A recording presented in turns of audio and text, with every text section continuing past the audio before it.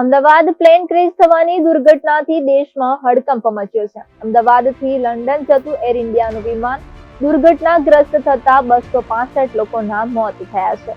Plane દુર્ઘટનામાં મોટા પાયે જાનહાનિ થતા ભારતમાં એરલાઇન્સ સેફટી મામલે વધુ કડક નિયમન લાદવાનો ડીજીસીએ પ્રયાસ હાથ ધરાયો છે. અમદાવાદ પ્લેન અકસ્માત બાદ ડીજીસીએ દ્વારા એરલાઇન્સ અને વિમાન ઉડાન બાબતે મહત્વનો નિર્ણય લેવામાં આવ્યો છે.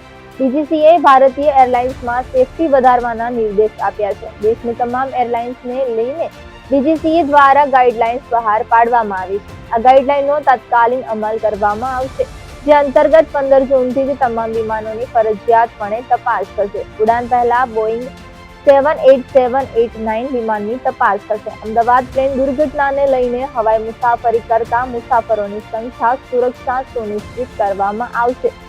એર ઇન્ડિયાની ફ્લાઇટ દુર્ઘટનામાં 5થી વધુ એજન્સીઓ તપાસ કરશે.